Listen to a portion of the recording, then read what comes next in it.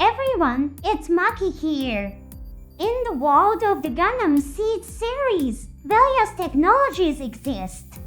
A notable example is the technology that created a race known as coordinators. Additionally, there are technologies laden with ethical issues, such as cloning boosted men and extended. In terms of mobile suit development, it is centered around quantum computers, and it's depicted that having just one person in the role of a commander is sufficient for human involvement. This is portrayed in the novel version of the ASTRAY series, where Erica Simmons develops mobile suits for all.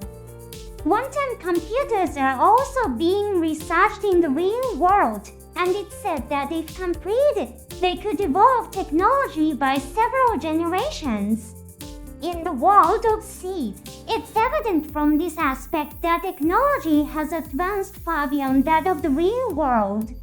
Among the technologies featured in the Seed series, there is a particularly powerful technology called Carbon Human. This technology appears in a novel titled Versus ASTRAY, which is part of the ASTRAY series.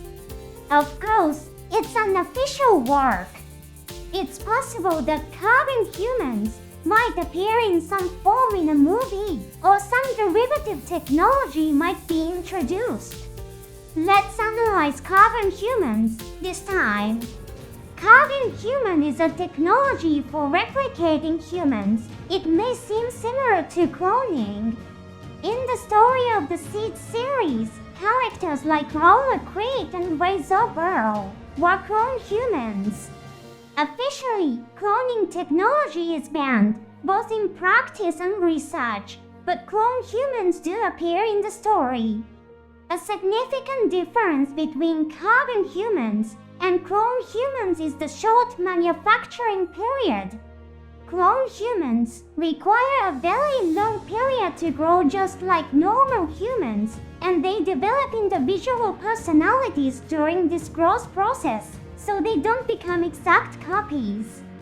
Adolf Flagger, the original for Roller Creed, commissioned the creation of a clone human to inherit his social status and wealth.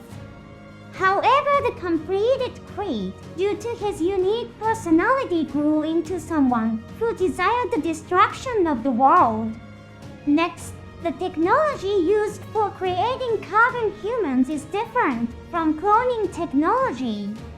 Human cells are constantly undergoing metabolism, and about every 90 days, all cells are replaced. A familiar example might be how hair falls out every day, but new hair grows in. Carbon humans are created by artificially manipulating this cell replacement process, adding necessary data to modified cells and replacing them. This manipulation of cells involves a virus called retrovirus. Retroviruses do not have cells, but carry genetic information. They can artificially add new genetic information to specific cells. This allows the transfer of specific personal data to another person. Did you notice Carbon Humans require a physical body to transplant the data? They are completed by using others as a sacrifice. It is a profoundly terrifying technology. Carbon humans are manufactured using a dedicated capsule over a period of about half a year. Once completed, their memories are overwritten and additional modifications are made as necessary.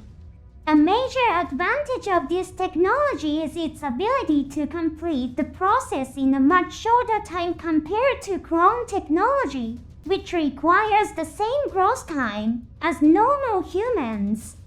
Additionally, directly embedding data minimizes the errors that can occur during natural growth. Of course, there are problems with this technology.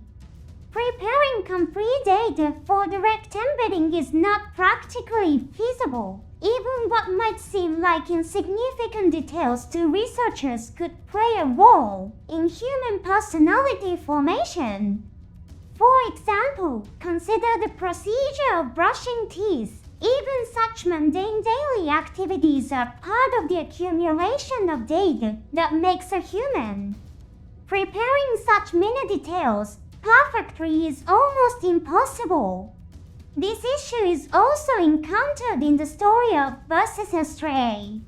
Let me give an example. Wano Jina Sahaku, a character in the ASTRAY series, was defeated and killed by Guy Murakumo. His carving human appears in versus ASTRAY.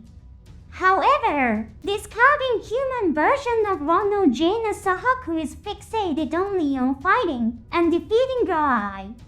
This is a significant departure from the original Wano Jina Sahaku, who despite his radical actions and statements aimed for world domination centered around love and the peace it would bring.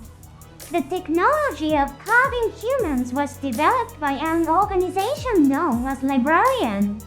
In the story of versus ASTRAY, the true identity of this organization is not revealed.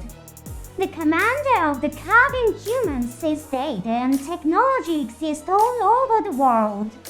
Ultimately, the story ends without revealing the identity of the mastermind behind Librarian. This means the technology of carving humans remains in the world of the Seed series.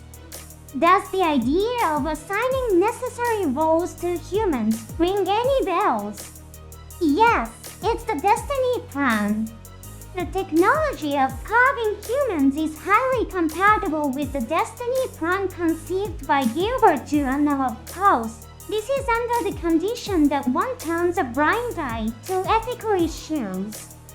Furthermore, in the comic book version of Gundam Seed Destiny The Edge, Kira Yamato's reason for opposing the destiny plan is stated.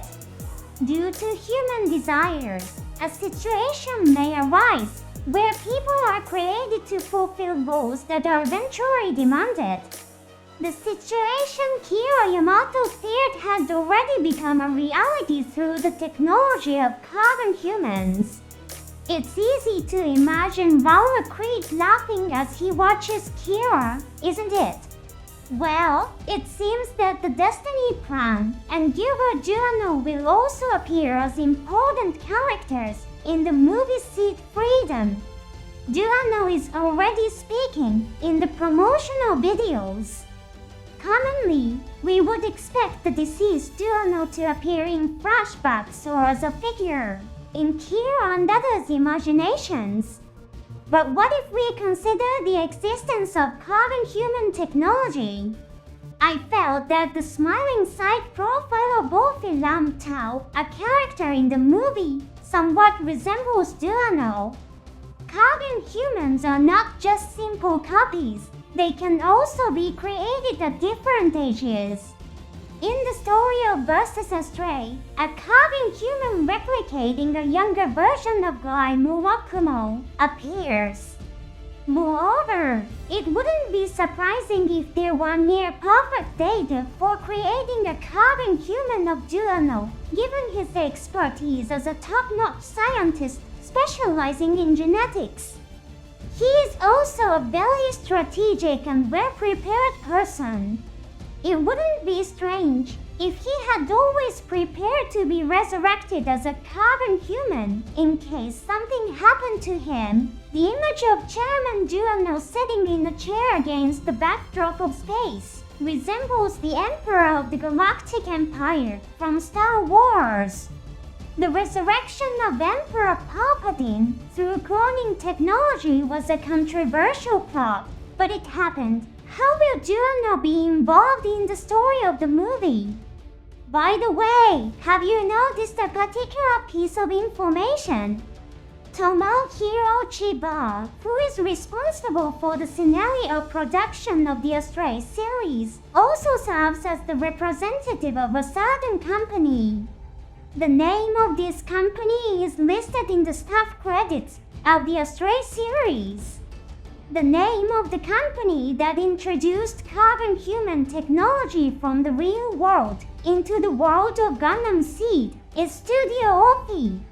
Is this just a coincidence? Let's look forward to the release of the movie.